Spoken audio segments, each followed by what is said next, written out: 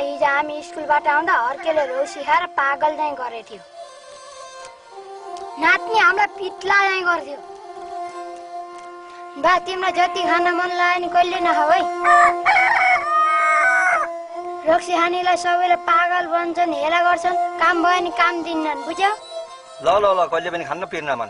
जाँड रक्सीले नानी हो, आन्द्रा कलेजो सबै खाइदिन्छ र मान्छे मर्छन्।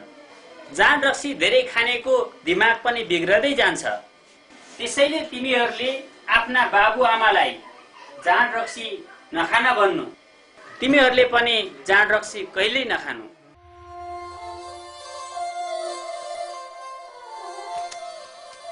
बा रक्सीले टिबी क्यान्सर भन्ने रोगहरू लाएर मान्छे मर्छन् अरे, तिमीले कहिले रक्सी नखाए है? खाना खान्न पिर्न मन। रक्सीले हर्केको मुटु कलेजो बोक्सो खाइदिएको होला हो नि त। कति दुःख र पानी खाने बेला कस्तो आउने भएको। हिँड तिमी उही मालिकसित गएर कुरा गर।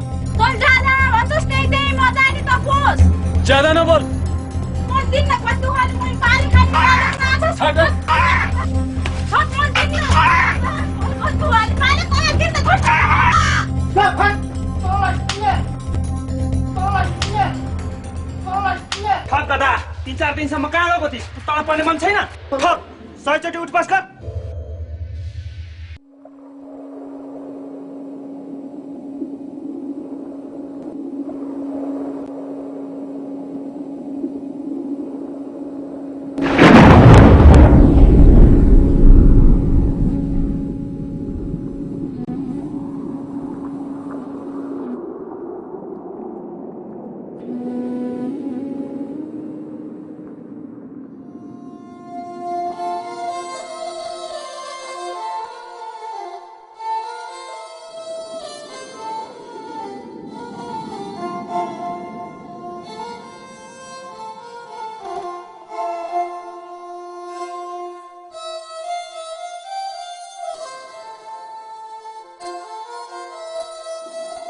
म पढेर ठुलो भएर सर बन्ने है।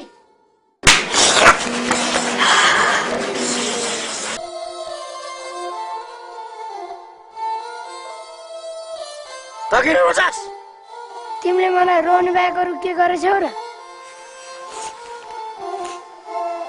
नरे नरे जति रोएन केही हुन्न। बरु नाच्ने गाउने गिराउने गर्ने हो, रुनी होइन। बुझिस्? तँलाई रोएर कोही पैसा नि आउन्न के अरे?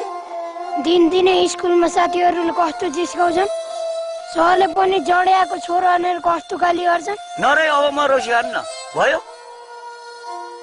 मान्छस्? अब तिमीले रक्सी नखाऊ है, तिमीले भन्दा नाच्छु नि। रामे तिमीले पढाइमा ध्यान देऊ है बाबु। तिमीसित कापी किताब किन्ने पैसा नभए मसँग माग है। गोविन्द हरि तिमीहरूले रामेले फाटेका कपडा लगाएको भनेर जिस्कायो अरे, अब नजिस्काऊ है। भाले बासेको सुनिनुहोस्, भोलिदेखि भाले नबास्दै उठ्नु, बुझिस्? अहिले काम गर्न मेरो मुखमा के हेर्छ?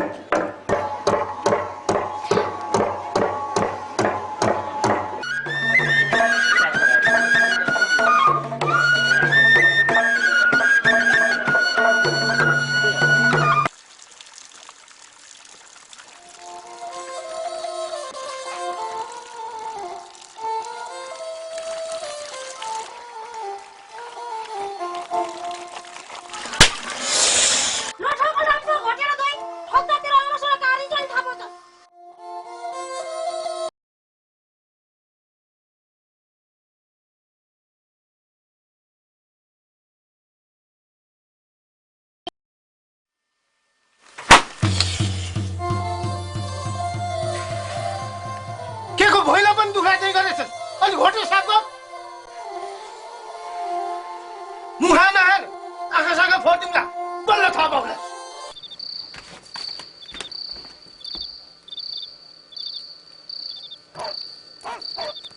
तँ ठग्ला अब मैले सकिनँ तँलाई अब यसले ठिक गर्छ तँ ठग्लाई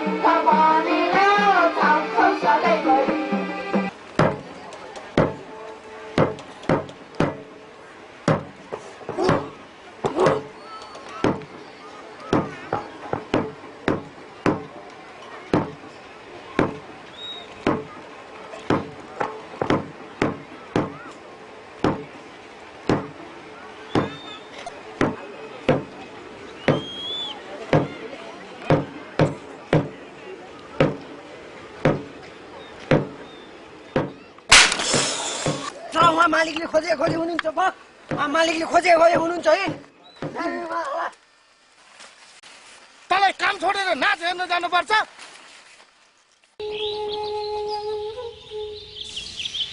आमा म पढेर ठुलो भएर सर बन्ने है मालिक मेरो त पढाइ छुटिसक्यो 5 महिना भइसक्यो सबै साथीहरूले मलाई छोड्ने भयो हजुरले भने जति सबै काम गर्छु भोलिदेखि मलाई स्कुल जान दिनुस् न लि नहुने बाबा नगर खाना लाउनु पाछस् के को पढ्नु पर्यो तँलाई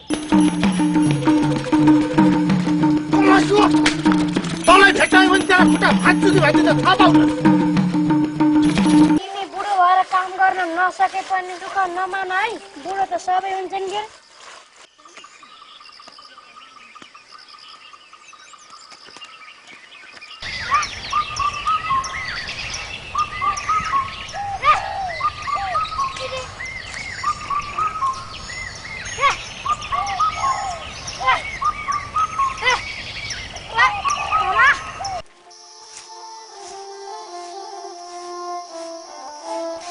तिमीलाई बुढो भनेर काम नदिए पनि पिर नमान है तिमीलाई ताली म छँदैछु नि मैले जोरे काम गर्न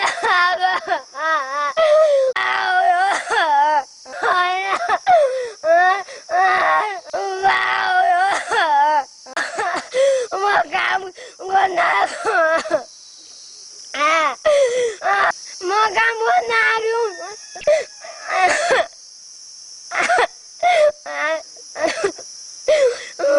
कुकुरको रौँको दारी जुवा बनाएर कालो मोसो लाएर जुत्तामाला लगाइदिएर गाउँ घुमाउने हो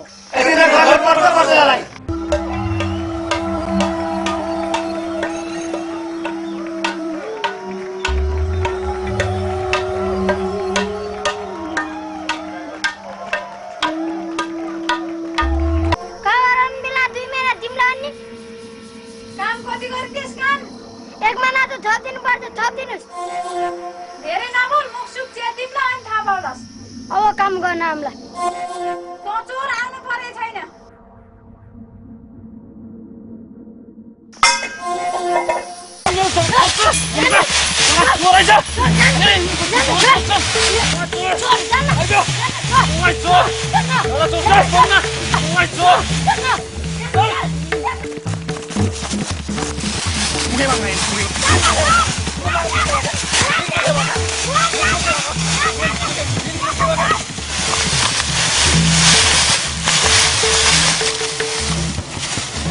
दिन सताउन हुन्न भन्ने छुन त्यो बदमासलाई मालिकले भेटायो भने झुन्डाएर मार्छ भन्ने ती मेरो कपाल काटेर लाएर डोका भरि लाएर हाल्थे बाल्टी भरि दुध दिन्छ खाएर हात्ती चाहिँ मोटाउलिस्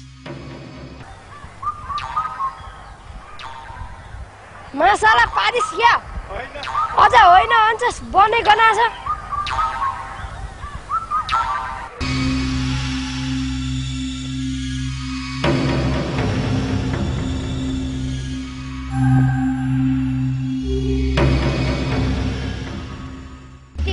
त्यसैले म धेरै धेरै दुखी छु। सम्पूर्ण गाउँलेसित मैले माफी माग्छु, मलाई माफ गर्नुहोस्। तर तपाईहरुले मेरो बिन्ती सुन्न पर्यो। अब हामीले त्यो मुखिया चोर राक्षसले भनेको मान्ने होइन। हामीहरूलाई धेरै दुःख दिए, हाम्रा राम्रा राम्रा गाई भैँसी बाख्रा खसी सबै खाइदिए। मेरो लोन कसरी खा? रामीको सासको हामीले कदर गर्नुपर्छ। रामीले जुन सास गरेर किरण सिंहको विरोध गर्यो, अब हामीहरूको पालो आएको छ। त्यसलाई साफ नगरेसम्म गाउँ कहिल्यै सफा हुँदैन।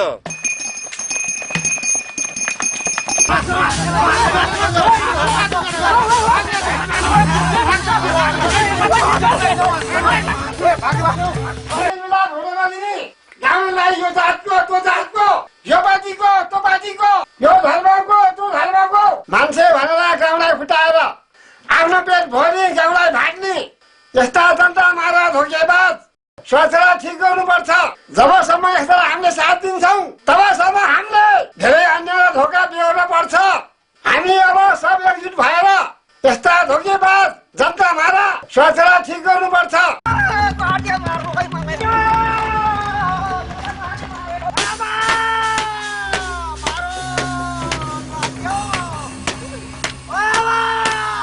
हिंसाले हिंसाउने जिब्जाउँछ बाबु। नभन्नुस् बाजे, यसलाई के सजाय दिने हो? जसरी यसले आपारुखे जेठो, ओखरबोटे कान्छो, लामडाँडा साइलोलाई जुन सजाय दियो, अब हाम्रो पालो आयो। यसलाई त्यही सजाय दिने हो। तपाईहरुले मान्नुहुन्छ कि नै?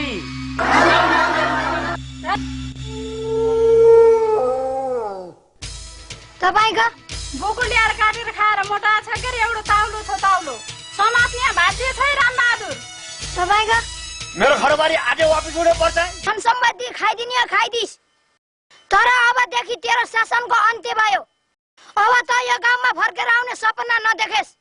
त जस्ता जनता मारा गाउँबाट मात्र होइन, देशैबाट लखाटिने छौ र एक दिन अवश्य यो देश हामी जस्ता दुखी गरिबको हुनेछ।